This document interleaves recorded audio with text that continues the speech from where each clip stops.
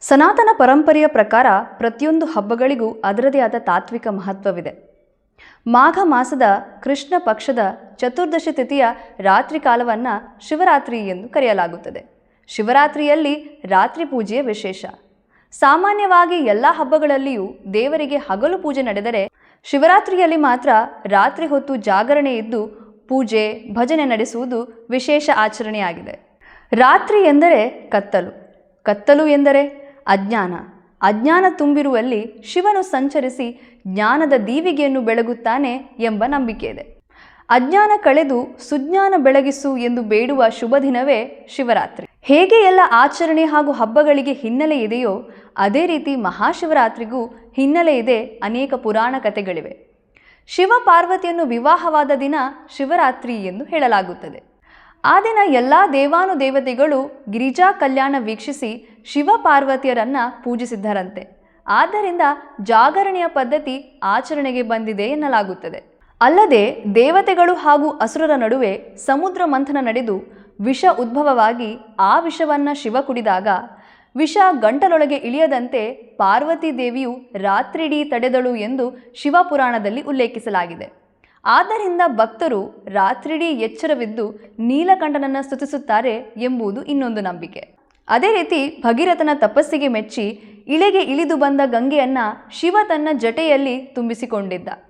ಕೊನೆಗೆ ಭಗೀರಥನ ಭಕ್ತಿಯನ್ನು ಮೆಚ್ಚಿ ಶಿವ ಗಂಗೆಯನ್ನು ಭೂಮಿಗೆ ಹರಿಬಿಟ್ಟಿದ್ದು ಇದೇ ದಿನ ಎನ್ನುತ್ತದೆ ಇನ್ನೊಂದು ಪುರಾಣ. ಇನ್ನು ಶಿವನ ಆದಿ ಮತ್ತು ಅಂತ್ಯವನ್ನು ಹುಡುಕಲು ಹೊರಟ ವಿಷ್ಣು ಹಾಗೂ ಬ್ರಹ್ಮನಿಗೆ ಶಿವ ಲಿಂಗರೂಪಿಯಾಗಿ ದರ್ಶನ ನೀಡಿದ ದಿನವನ್ನೇ ಶಿವರಾತ್ರಿ ಎಂದು ಆಚರಿಸಲಾಗುತ್ತದೆ ಎಂಬುದು ಪ್ರತೀತಿ. ದೇವರು ನಿರಾಕಾರ ಎಂಬ ನಂಬಿಕೆ ಇದೆ. ಅದರ ಸಂಕೇತವೇ ಶಿವಲಿಂಗ. ಹಾಗಾಗಿ ಶಿವದೇವರನ್ನ ಲಿಂಗ ರೂಪದಲ್ಲಿ ಪೂಜಿಸಲಾಗುತ್ತದೆ. ಲಿಂಗ ಎಂದರೆ ಸಂಕೇತ ಎಂದರ್ಥ.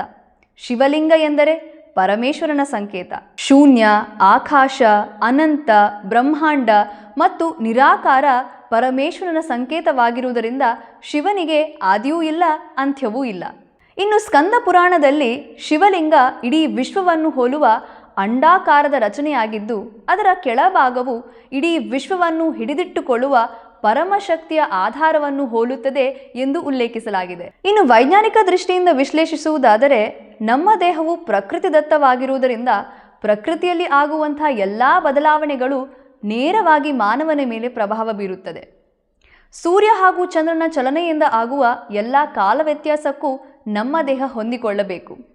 ನೀವು ಸರಿಯಾಗಿ ಗಮನಿಸಿದರೆ ಇದು ಚಳಿಗಾಲ ಮುಗಿದು ಬೇಸಿಗೆಗಾಲ ಪ್ರಾರಂಭವಾಗುವಂತಹ ಸಮಯ. ಅಂದರೆ ಈ ದಿನ ಚಳಿಗಾಲ ಉತ್ತುಂಗದಲ್ಲಿದ್ದು ಕೃಷ್ಣ ಪಕ್ಷದ ಕೊನೆಯ ದಿನವೂ ಆಗಿರುತ್ತದೆ. ಅಂದರೆ ಶಿವರಾತ್ರಿಯನ್ನ ಅಮಾವಾಸ್ಯೆಯ ಹಿಂದಿನ ದಿನ ಆಚರಿಸಲಾಗುತ್ತದೆ. ಈ ದಿನ ಸೂರ್ಯನ ಶಾಖವು ಕಡಿಮೆಯಾಗಿದ್ದು ಚಂದ್ರನ ಪ್ರಕಾಶವು ಕ್ಷೀಣಿಸಿರುತ್ತದೆ. ಮಾಘ ಮಾಸದ ಚತುರ್ದಶಿ ಎಂದು ಕ್ಷೀಣ ಚಂದ್ರನ ಪ್ರಭಾವವಿರುವುದರಿಂದ ಜಾಗರೂಕರಾಗಿದ್ದು ಜಾಗರಣೆ ಮಾಡಿದರೆ ಮಾನವನಲ್ಲಿ ಉತ್ಸಾಹ ಹೆಚ್ಚಿ ಚಿಂತನೆ ವೃದ್ಧಿಸುತ್ತದೆ ಎಂಬ ವೈಜ್ಞಾನಿಕ ಕಾರಣವನ್ನು ಪಂಡಿತರು ಹಾಗೂ ಜ್ಯೋತಿಷ್ಯರು ನೀಡುತ್ತಾರೆ. ಎಲ್ಲರಿಗೂ ಮಹಾಶಿವರಾತ್ರಿಯ ಹಾರ್ದಿಕ ಶುಭಾಶಯಗಳು. ಓಂ ನಮಃ ಶಿವಾಯ.